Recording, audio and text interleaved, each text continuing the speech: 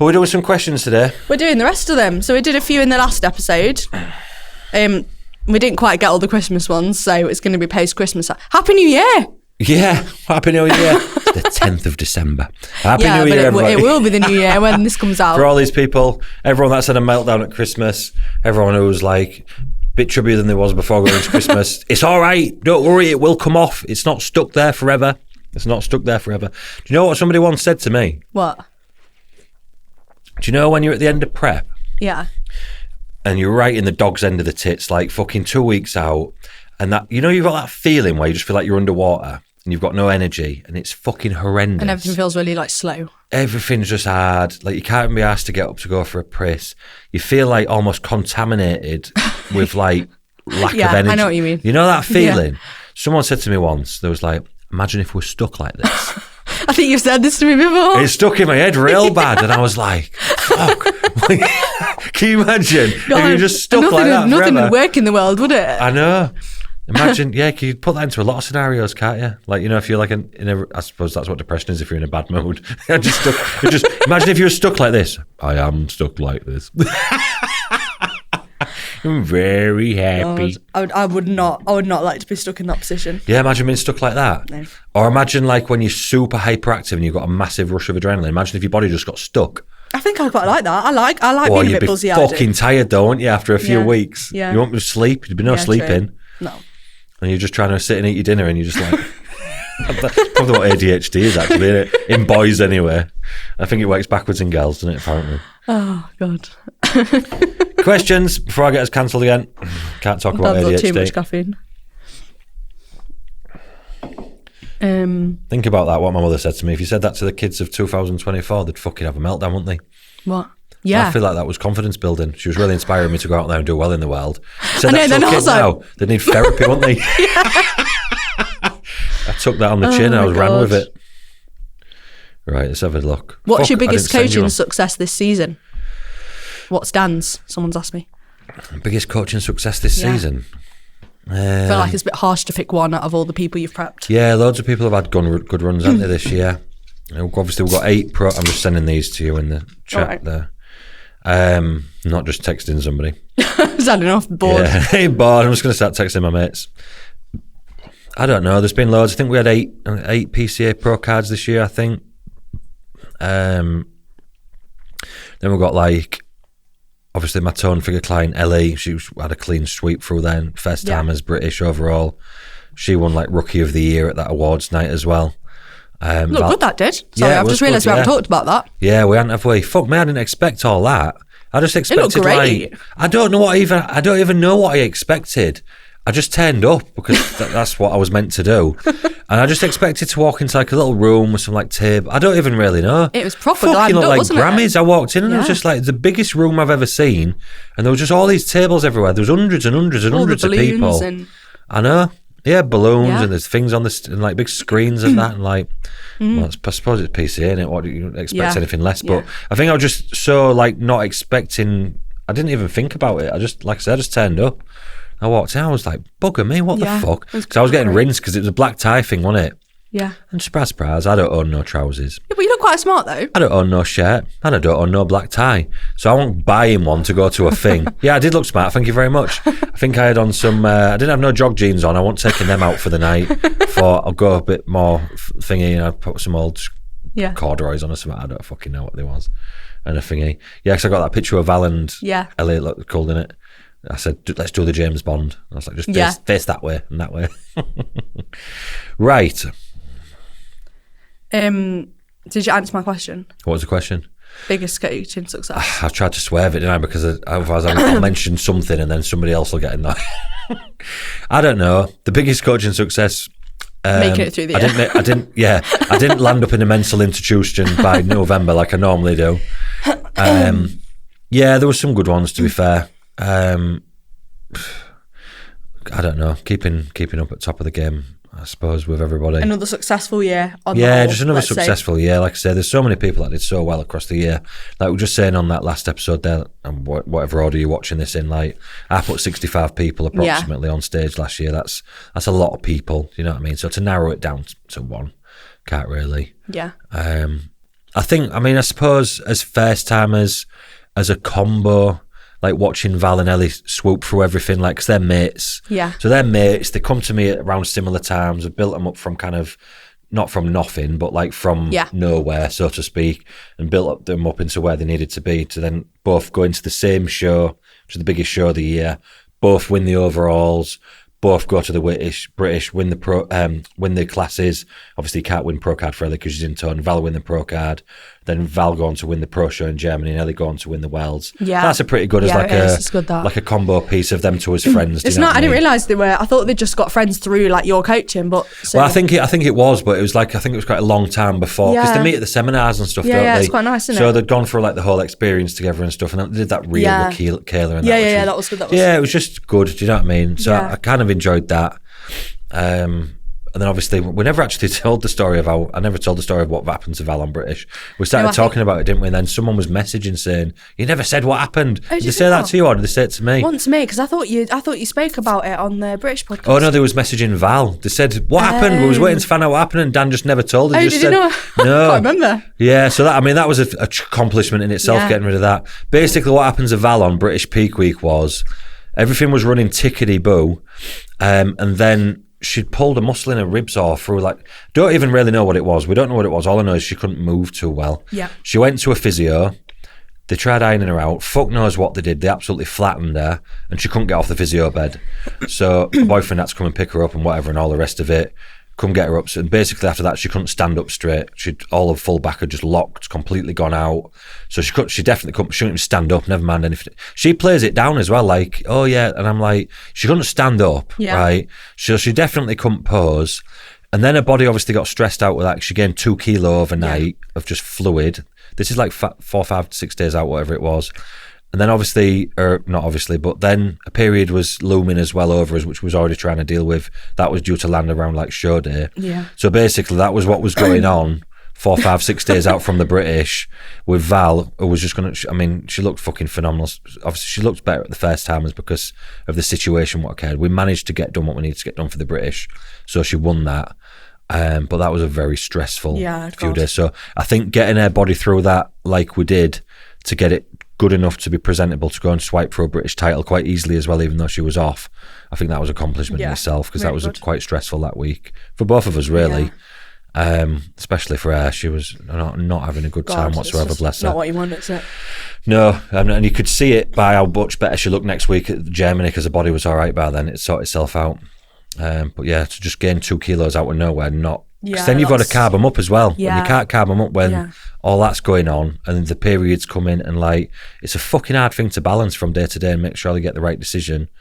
And I think that's where experience. Lots of wins. Yeah, but that was a good little win in itself. But yeah, 2025 was just a fucking big success. I don't really want to narrow it down to anything specific. Yeah. But then there's a couple of like good things and bad things that we had to get through, I suppose. I've got a bundle of other stuff in here. What about yours? What's your coaching win for? I'd probably, like, a massive one was probably getting Katie on stage, because that's like, I remember when she first came to me like 2.5 years ago, and she's like, I've got this goal of like, I really want to compete. And this is Kate, like you said, dropped 40 kilo, yeah? Yeah, dropped like 40 kg, been with me for like 2.5 years. I don't think I've ever heard of anyone dropping 40 kg. It was honestly mad. Like the amount of weight she lost, like, we had to obviously chunk it down quite a bit, but I think just seeing her get on stage, and like I got to know her mum really well, because I was seeing her mum at a lot of shows, and like I met all her friends and like her boyfriend and all their boyfriends, and it was just really nice, seeing like how much everyone was like behind her. Yeah. And she was just getting so many nice messages, like, oh my God, this is incredible, like you've absolutely smashed it, and like just just nice, getting her on stage and just being like, getting to the position where she could get on stage. I think that was just a nice thing. Yeah. And then I'd probably say like bringing Lily and Kelsey on. Yeah. Like that's been like, they're up to a decent number of clients now each, and they're smashing it. And we're actually going on a little Christmas trip this Sunday. We're doing like a Ninja Warrior thing this weekend. So that's going to be good. Great. I'll expect the check-ins to come back with injuries. I know, fingers crossed not. And then probably the event, I'd say, because that's been a massive goal for such a long time, to do like a big, like a proper event, and not just like her at a gym, but like go in on it. And that was amazing. So yeah, I'd probably say I feel like it's moving in the direction that you want it to. I want it to move in, which has been really nice. Yeah, it's nice, isn't it? When you put all that graft in like you do, to see it doing what it needs to be doing. Right. Took us some questions. Yeah, come on then. I'll start at the bottom. Worst versus favourite prep experience. Oh, that says this season apart from winning stuff. Should we just do our worst and favourite prep experiences of ourselves? As in with clients or with ourselves? Ourselves? Is that what it's asking? You do it with clients. Oh, God. Wait, I feel like worst... You stuck to the seat? Is that what you said? I just needed to readjust. I can't sit straight. I need to Just hit wonky. Yeah. Oops. I don't feel like I've had any worst experience. I mean, obviously, I haven't prepped loads and loads of people to this point. Is it on about prep or just general? Yeah, I think so, yeah. Prep experiences. I haven't really had any bad ones, to be honest. I suppose just getting used to, like, with it being quite new to you, getting used to, like, the waking up each morning, like, ooh, let's have a look at what they look like. That was a big thing, you know. When I said to you, I was like, I can't sleep. I'm waking up in the night. I'm like checking my phone at 3 a.m. in the morning to see if they've checked in. Yeah. That's one to get used to. Yeah, I think that was a bit of a, like, because I've never really had that before. I think that was probably a bit of an experience. But that's like excitement as well. Yeah, you know what I mean? It's like thing. A bit of everything, and it's a bit of like, I want to see what they look like, sort of thing. I don't know what my worst prep experience is. Maybe Vels. Yeah, there's been a lot worse than that. Trust me, there's been a lot worse than that. But that was a hair raiser, to say the least. I don't know. I've done some mad shit on prep, I think, when I was fucking younger. 2 hours of cardio and fucking 0 carbs and all this fucking shit for nonsense for what we used to do, what we probably didn't even have to do. Yeah, the whole of my first prep was just the worst prep experience, to be honest. I don't even know how I made it back. It wasn't me. It wasn't. That was the one prep that I didn't do with you, and it was traumatic. Yeah. It fixed you and made you better afterwards, though, didn't it? Yeah. We had a good first prep. Yeah, it was great. We had a good first prep. I know, I can't believe that was like 3 years ago now. Is that what it was? 3 years ago when we did Tone Figure. Three and a half, innit? Because we're at the end of 2024 now. Well, 4 years since we've been working together. Yeah, 4 years since 3 we years started. since we did the British and toned. Yeah. Which is crazy. I know, it's mad, isn't it? I know. Yeah, crazy. Yeah, like I was only 24 when we started working together. That's just mad. What does it mean that I was then? 34? Yeah, probably 34. Crazy. Yeah. Can you tell who's going to nail off season and reverse from how someone is in prep, and vice versa, or is it a surprise? Surprise sometimes. Do you feel like you ever get people that just don't stick to anything in like an off season, and you're like, this is going to be a really hard prep, and then they do the prep and they're just like really on it? Lock in. Yeah. You get people like that. So I've definitely had people think, but no, well, yeah, but because I've done it so bastard long, I just don't take anything in front of me as gospel anymore. Because you'll get people and you'll think, fuck me, this person's a robot. Do you know what I mean? And then they'll get 3 weeks of the diet and they just fall to pieces. Right. And I think, fuck me. They were so like, do you know what I mean? Then you get some people, they'll fucking disappear sometimes, and then they'll like and then you're like thinking, this fucking person's chaos. And then they'll get locked into the prep and they're just like fucking Terminator, and they do not stop or miss, or like everything's like. So I think it just depends on the person. Obviously, I don't really tolerate people who are too bad in the offices anyway, because I can't coach them. Like if you can't coach them, there's no point. So I don't really have any of them people anyway, but I do have somewhere I think, fucking hell, these are a bit mad, these. And then they'll just lock in and then that's it. Everything else is just like, so they're just, I think, a bit 100% or nothing, you know what I mean? So you need a bit of spare time in the office. I've said this a million times before, but if you're too on it in the off season, you're going to burn out. Yeah, you need to be able to enjoy like a bit of time with your friends and your family meals and stuff. Out, bit of freedom every day. Don't be too fucking hard on yourself on this. Don't be like crying because you a couple of nights of bad sleep here and there. Like, yeah, it's great to be perfect, but like, it's not. Nobody's going to be perfect, and the ones that are generally burn out after 2 years, and then you never see them again. Anyways, people who are competing for the long haul itself. Tons of others that I've got that working with me, because we put flexibility into the plan anyway. I do that literally on purpose. Then they're able to go on for longer. Yeah, and then you get excited about prepping again because you've like had a bit of a break and you've like been on a few holidays and enjoyed yourself, and then you're like looking forward to it again. Yeah, you've been eating a bit of what you want every day. If you just go from eating the same bodybuilding foods to less of the same bodybuilding foods, to less of the same bodybuilding foods, you're just fucking miserable. There's only a select few people who are going to do that for a lot of years. Yeah, and that, like, That's the problem, I think. Some of them people can be quite influential on socials because they've got big followings and stuff, and people think that that's the best way to do it. Yeah. Like, if their clients and my clients are turning up and we're beating, like, it don't, do you know what I mean? It's make no fucking difference. If you can't have a little bit of a life in your off season, there's something wrong. Craziest cycle you've heard for females? You won't have heard none. No. I think, did I say this on the last podcast anyway, but never ended up reading it out? You hear some mad shit that people do. But I don't know, I think just the additions of things that people don't necessarily really need, do you know what I mean? Like, and I'm not saying I've never used it with anyone, because I have in very rare circumstances, but like femtest and stuff like that, obviously it was very popular. Like, you just see people ramming loads of that into people and just staying on it year round, and they're just, just take a baseline of testosterone, don't get any blood work done, don't check anything, just fucking ram that in, and next thing obviously the girls are changing because it's going to change them, do you know what I mean? What else? Mad stuff with T3, I see quite a lot of that. Things that, because I've get people's blood work when they'll start with me and I'll look, and they'll have had some done pre-prep and the blood work's fucked, like just like some really things that are showing bad problems that I said, what did they say to you? Like, oh, just get on T3. I'm like, no way. Well, these markers are like really bad. Like, you need someone to look at that, do you know what I mean? Like, why is it like that? I don't know. And so I have quite a bit of that. There's quite a lot. I'm surprised, in 2024 that I see a lot of mad shit coming to me, and I'm like, what the, do you know what I mean? Yeah, you think it'll have died out. People running drugs straight, like anabolics straight for like 7, 8, 9 months without coming off. Females, like, and it's like, fuck me, what's going on here?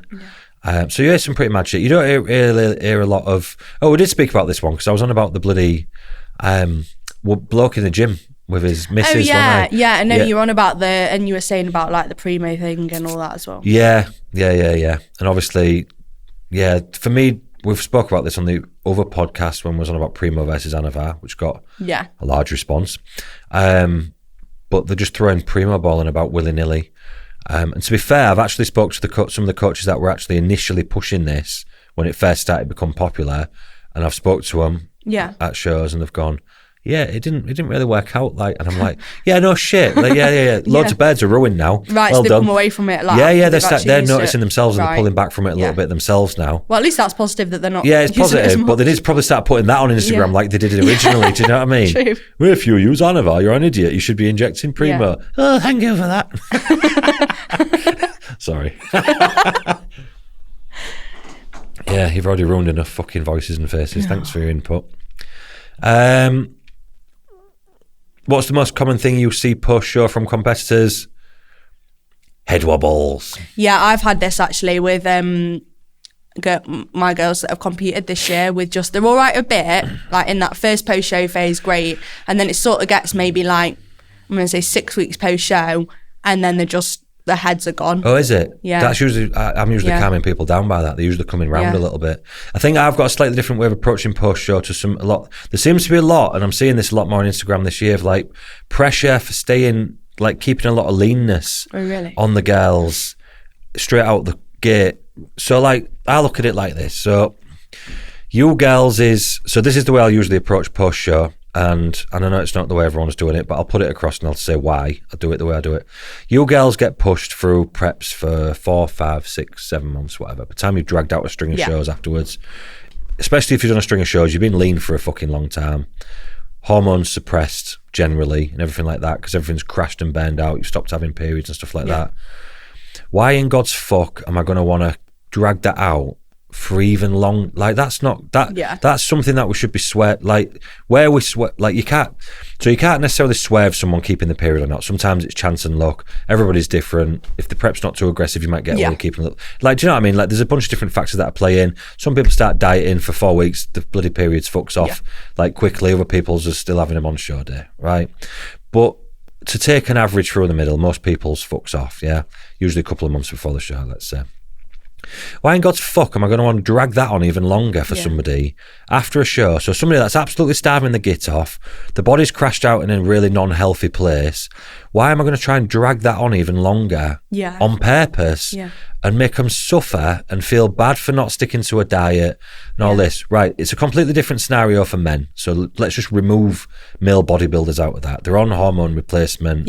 They're like, it's probably not great being that lean, but the bodies are not decomposing inside the bones and things like, do you know what I mean? Like the things that, so obviously when women's bodies are crashed out, like you're going to start, for too long, it starts having a negative effect on everything inside, do you know what I mean?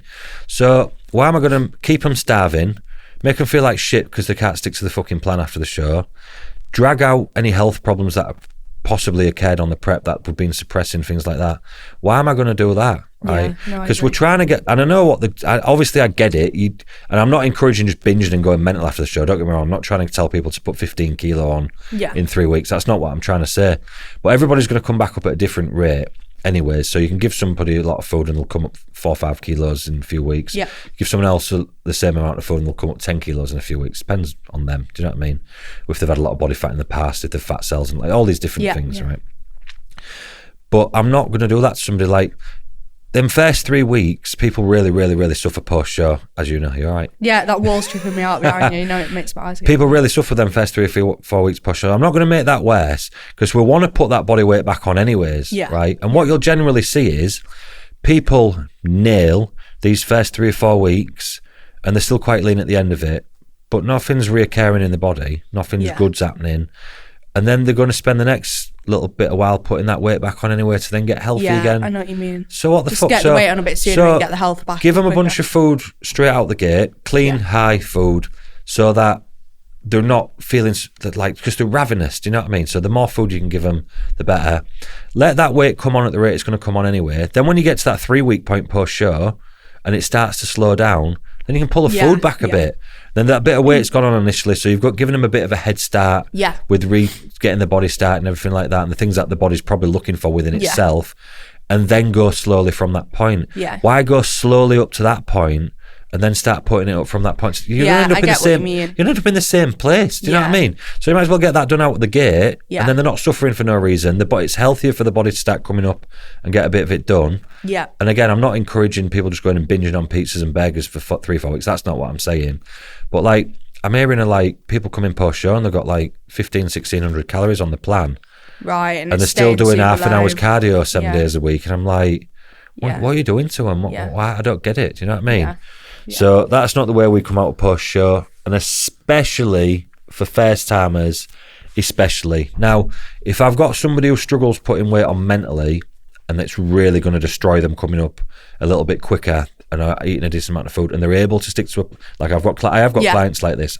I could name 5 or 6 clients straight off the bat that are exactly like this, and I know I need to take it slow with them because they've told me I'm all right with it, but I'm not going to put them through it for no reason. So I do have clients that will come up mega slow because they've requested it and I know they're okay with it. But on a whole, especially first timers, they don't know what's coming. And you can warn them till you're blue in the face in it, but they don't know what's coming. And they all say afterwards, I knew it was going to be bad, but I didn't know it was going to be that bad. And then they kind of learn off the back of that one. And then you can take care of all the other bits and pieces afterwards, then get some proper cheat meals back in. And like, do you like all these things, get a bit of social life back? Definitely.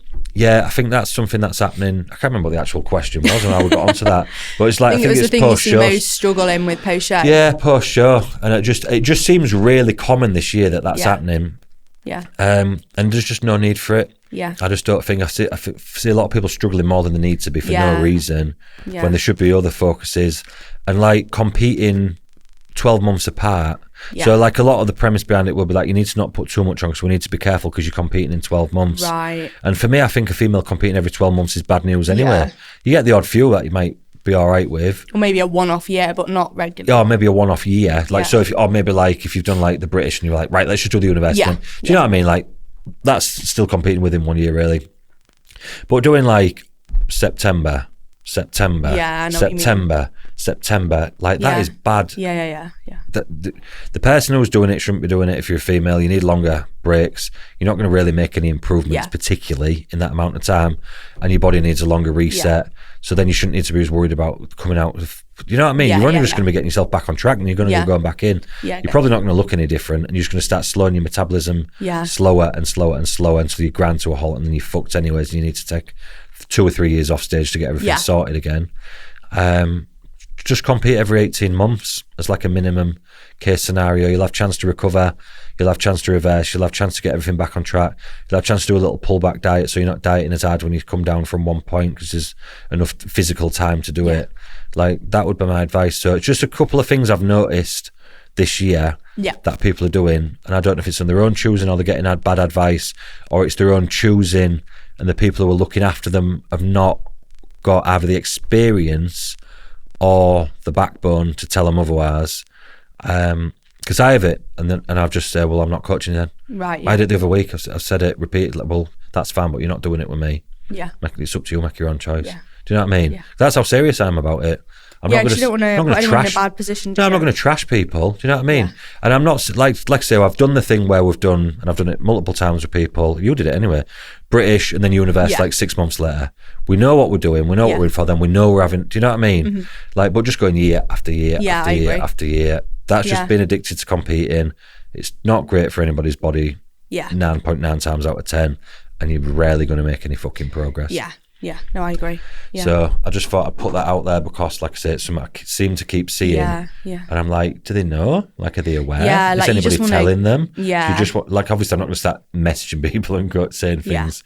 But yeah, if you're doing that, I'd probably pack it in and have a bit of a break. Like, yeah, no, I agree. And I found with the girls that I prepped this year, like, the similar approach, like, got the calories up quite quick, like, absolutely fine, no problems with like following the plan, and like really came out of the prep really great, like body comp goods, in a really good position. It was more so mentally like struggling with having worked so hard for the prep and like having the prep as a goal, and then you come away from it and you're like, oh my god, I've got no goal, what am I doing? Like, just feeling lost. It wasn't that they couldn't stick to the plan, because they could, because we did it properly, like similar to what you do, but it was more like what am I doing now?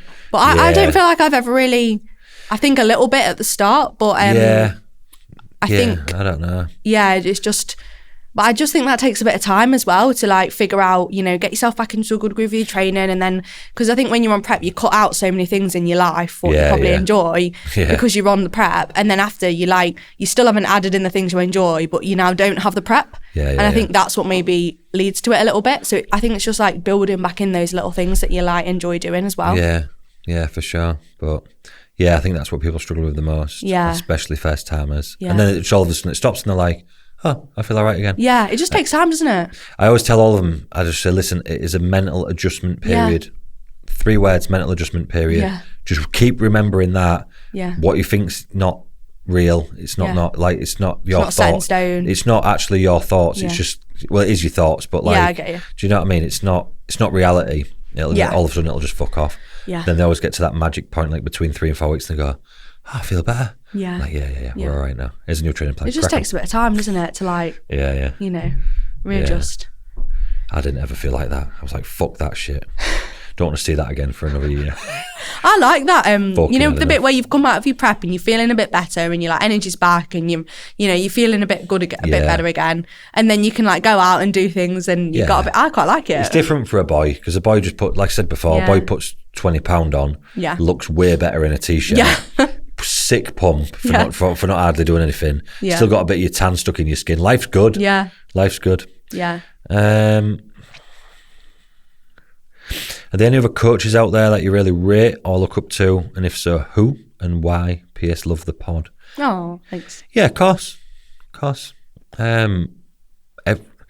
don't know. Anyone, well, obviously I respect everybody, but I think there's like I say, there's a group of people at the top that are doing the same things what I'm doing week in, week out. And I think that's probably what I respect the most. Like, people don't know until you've done a lot, 65 competitors in a year, whatever I was just talking about, how fucking mentally taxing that is, and being away every weekend, and the permanent, like, it's 24/7 for months and months. It's 24/7 for like 3 or 4 months straight, and that itself is intense. So like, if you look at what you're actually doing, it's not that intense, but just being under the fucking boat for that long without being able to breathe, and the pressure of getting everything right constantly, and all the rest of it that comes with it. So I respect anyone that's putting them sort of numbers on stage with like perfect results for everybody, like, do you know what I mean, getting everybody's preps right. I respect that massively. And there's a good few people doing that, I think, like probably a handful. So I respect that. I wouldn't say I look up to anyone. I don't know if that's... I've never really looked up... Do you have this? I don't know if... I know what you mean. So I used to actually really, like, when I first started coaching, I would, like, idolise people a little bit and be like, oh, they're so amazing, like, they're great. But I think I'd had to do, like, quite a lot of work on that. But I think I've got to the point now where I'm, like, not. So I got the opposite. Yeah. So, and I've had this since I was a little boy. I never like, looked up, I don't think, to any, like... Do you know, like, people buzz off meeting celebrities? Yeah. Yeah. I never really cared. Yeah, I remember you saying this. Have I said this before? Yeah.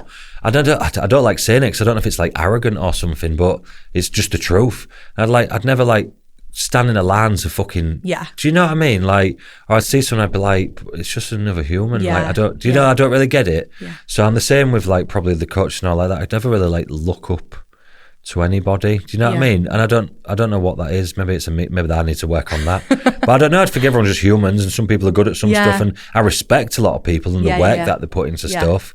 I respect that people put a lot of graft in, so I get on with that. There's a few coaches as well. Josh McHale. I think me and him are like, I see him a lot. We're like two peas in a pod, me and him at a show. Yeah. And just fucking wandering about and that and fucking do. Because he's very similar to me, do you know what I mean? We've got the same sense of humour. I think both Northerns, probably something to do with it as well. I get on with him the best out of everybody, to be fair. But yeah, I don't not look up to anyone. Yeah. I respect a lot of people. Graft, innit? Fucking graft. Yeah, there's a few people that I like think, oh yeah, that they're smashing it. Like they look like, not just from the competitive side either, like they just look like they're running a really good business. Yeah. Like they've got like the stuff together. They've got like, you know what I mean? They just look like they're smashing it and stuff. Yeah. Like I think there's a few. Yeah, I definitely think that stuff. Yeah, and I think, oh, that's cool. Like they're doing. Yeah, I just think good. I just think things. good for them. Yeah. I look and I think that looks swish. Which is good, quite nice. Good for them, and then they carry on with it. It's quite motivating, I think. Yeah.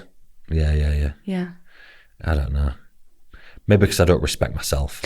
Maybe that's why I don't look up to others, because I don't respect myself. Yeah, but I think because you've got like, obviously you're getting really good results anyway. Like you got your head in like your own lane, so you just. Yeah, you're just focusing on your own shit, innit? Yeah. I think that's probably. Which I think is a good thing. I think it's good to just like focus on what you're doing and not get sidetracked by like, oh, they're doing this and they're doing that. Like just focus on what you're doing yourself. Yeah, I don't pay loads of attention really. I don't pay a lot of attention. I'm too fucking busy doing what I'm doing myself. If I can't do it, Shannon has to do it. Shannon, make me one of these on the computer, please. Can you do this? I don't understand what this is. Sort this out. Can you do this? Thank you. That's always helpful though. Yeah, I said it before. Everyone needs a Shannon. I've got a question here, right? Would you take on people / clients who just want to compete for fun? I think that's all I do, I think. Yeah, I think everyone that competes does it because they like it. They might mean... They aren't bothered about do maybe... they mean because they're not that good and they just want to do it to maybe, have a yeah, maybe just maybe. to give it a go and see what... Yeah.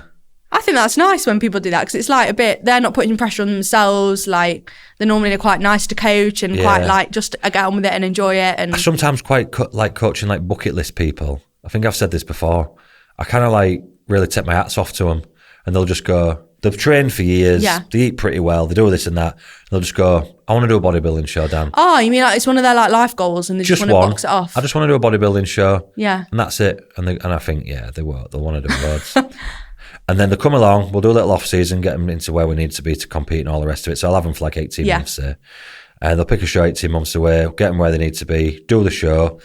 Loads of these that I've done it with have been like really good. Yeah. You know, like really nice shape and stuff. I think they should keep going. Yeah. And they'll do the show. And then they'll say, I'll stay for the reverse. Like, so they'll stay a month or whatever, 5-6 weeks, whatever. And they'll go, all right, cheers, Dan. Thanks for that. You've been great. Yeah. And they'll never see him again. Or really see anything on Instagram again. They just crack on with life. And I think, good for you. Yeah. It's quite a cool thing though, isn't it? To say like, oh, I did this thing once and I like... Yeah, they just want to... Got myself shredded and got on a stage in a bikini. They'll say things along the line of like, I just want to do it before I have a kid. And they'll be like late 20s or something. Yeah. Or they'll have had the kids and they're getting on... Not getting on, but they'll be like... late 30s, early 40s, so like that kind of age. And they'll go, I just want to do it before I'm a bit past it. Do you know what I mean? And I'm like, yeah, sick, go on then. Yeah, I think that's nice when people do that. Yeah, I've had quite a lot of them over the years. I rate it, to be fair. Yeah. I rate it. Yeah, so defo.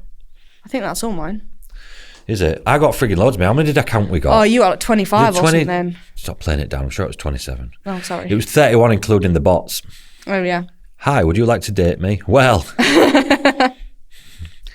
Have you ever let a client down? And if yes, how? I should have definitely thought of an answer before I read that out loud, because now I'm going to be picking my brains. Does it mean like, as in you've not taken on a client, as in like someone's asked to work with you and you've been like, no, sorry? I'm assuming it means not turned up for them and done what I've meant to do. Right, okay. Probably, I would think in fucking 15 years, I've probably let somebody down. Never intentionally. I should have thought of that before I fingered it. I shouldn't have read it out, really. Yeah, I will have probably let somebody down. Like I said, was it this episode or last episode where I was talking about getting better every season? I can't remember. Last one, I think. Was it? Yeah. So, and like I said, and I might be repeating myself on the same episode, I'm not even sure yet. I try and get better every year. Yeah. So every year I look back and I'll think, have I done this right? Have I communicated that right? Or even if a client leaves, I'll think all the time, right, have I done anything that could be perceived as like incorrect? Or have I not communicated something correctly? Is there a because most of the time when somebody leaves, it's just because they want some, they're a bit bored and they've been doing it for a while, or the grass is greener over there, or they're like, just, do you know what I mean? To break I think as a coach, you do just like when you care about it, you do think about it though, don't you? I would think it's rare that I really do something like really wrong. Do you know what I mean? Like, because I've learned to try and not do things really wrong. But every year, so whenever a client leaves, and at the end of every year, I think about it, and I think about it quite a lot, like write things down and whatnot. What could I do better? What could have gone wrong this season? How could I have communicated better? How could I have worked with that person better and made them think about this or that, and blah, blah, blah, blah. So I go through that all the time anyway.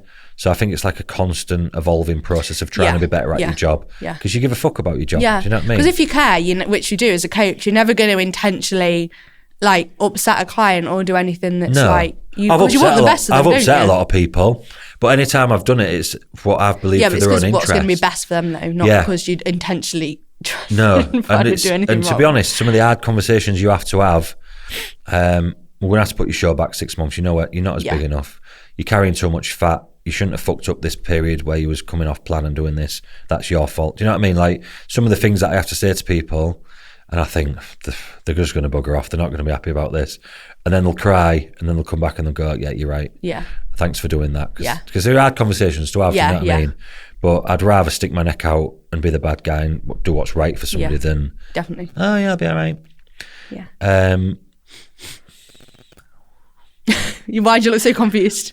I don't know. It's just a random... How do you deal with huge egos and your clients who think they're the beeswax? I don't know. How do I deal with you, Leah? Oh, thanks. I'm only joking. Leah's the most humble person you'll ever meet. Considering she's got delts bigger than the Humber Bridge, she's the most humble person you'll ever meet. I don't know if I do.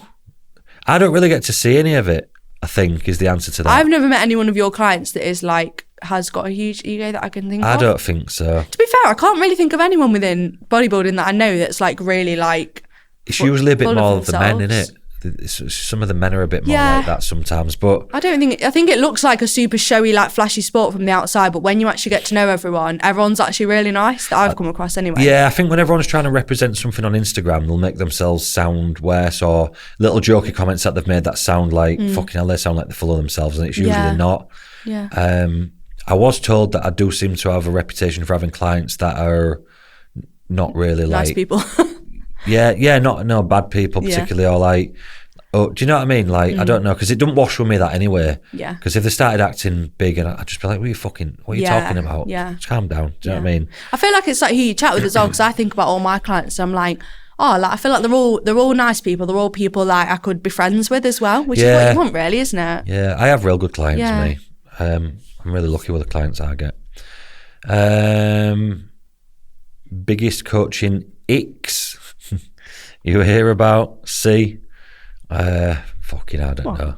Biggest coaching icks. Oh, right, I got you. Yeah. There's one bad one, but he got booted out a while back, didn't he?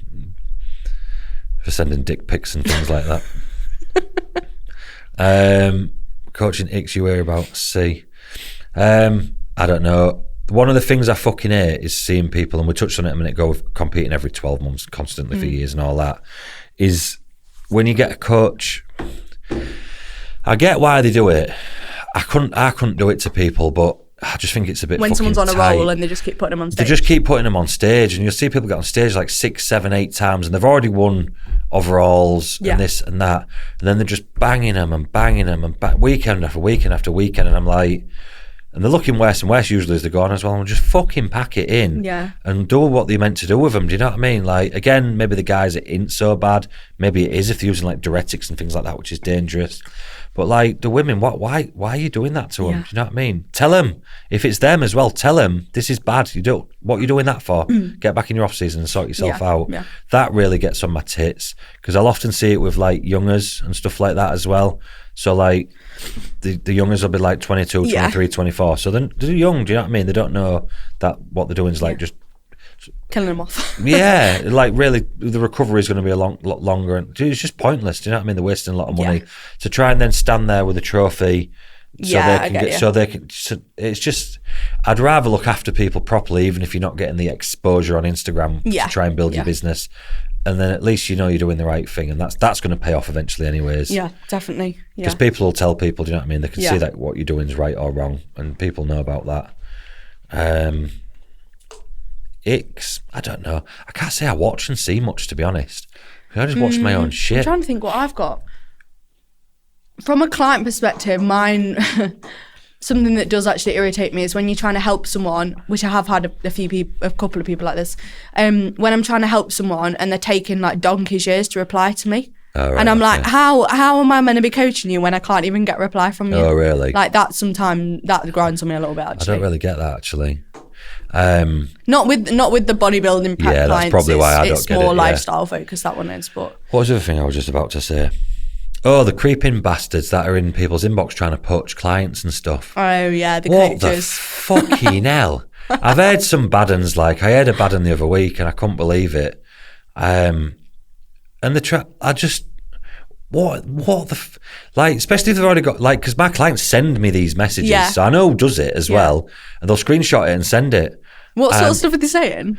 Just like, oh, if you need any help for your next season, or they'll try and comment on like, do you want my feedback on like are you fucking mental? Do you know what I mean? And then they'll come up to you and speak to you at the shows and stuff like that, and I think, you phony bastards. Do you know what I mean? Yeah, it's just a bit sad, really. Fucking sad. Yeah, that's very sad. But yeah, that's a bit of an ick, if you want to use the word ick. Yeah. So over-competing people, they're not a racehorse for your trophy collection, and people trying to just earn your clients by doing good stuff. Try and fucking bend people's heads out, saying shit to them. Why aren't you doing this? Have you thought about doing that? Oh, you're not doing that. They try and creep on the like. A competitor is an insecure person in general because the brain's running at 1,000,000 miles an hour. So they'll be like, what? So you aren't doing this? Why aren't you doing that? So they know it like, ticks around it. Then they think, well, why ain't he got me doing that? And I always know, because then it comes up in the check-in. Why aren't I doing this? Yeah. I know why that's happening. That's mad. It is mad. They're fucking soulless bastards. I don't know what's wrong with them. I can't think of any more with coaches, to be fair.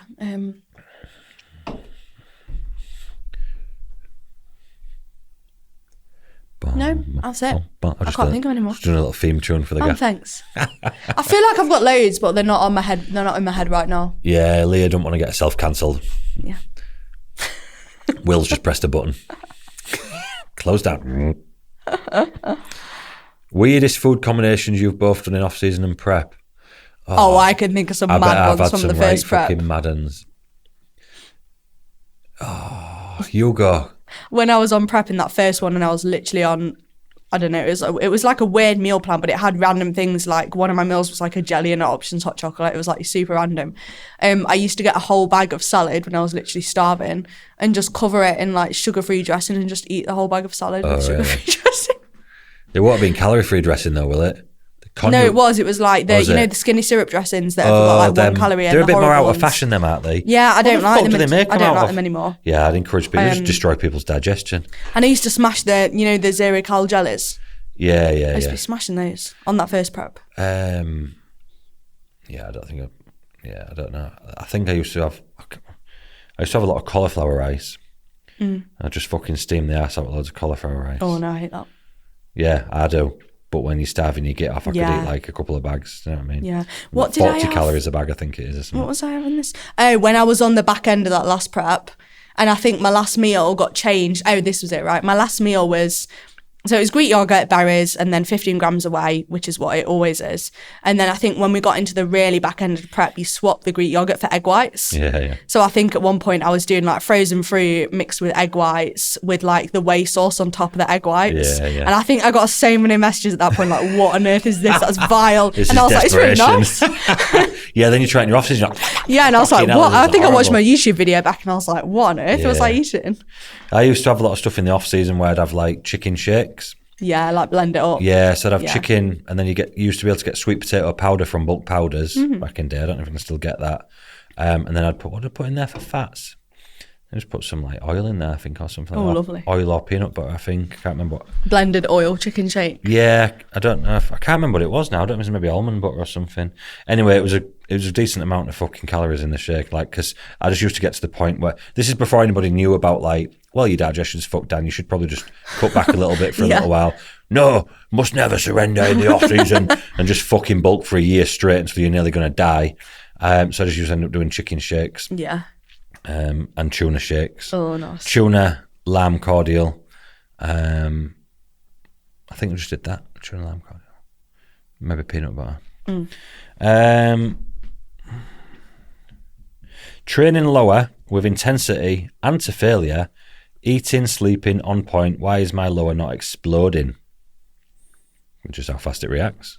Probably is growing, just probably not at the rate you want it to be growing. Yeah. When you're bodybuilding, nothing grows at the rate you want it to grow. So even if it is exploding, you're still not going to notice. Yeah. And also, you're probably not going to see it until you actually come back down again. Yeah. Well, that's the thing, innit? I had this question the other day, actually, and someone was like, do you put the check-ins next to each other each week, like in the off-season? No. Not really looking at photos that much in an off-season, are you, to be fair? Not massively, no. You're looking at the rest of the stuff. Yeah. So, like, I won't even say I put them next to each other on the cut, really. I look at one set of photos or the video, and I look at the next one, and I know if they're dropped or not. And then obviously usually the rest of the feedback with it. It's very rare that I'd side by side something, do you know what I mean? Because I've got eyeballs and a memory. This is a good question, actually, I suppose. What is pre-prep? What to get from it? When to do it? Then how much kgs is optimal in an actual prep to come off smoothly without no burnout?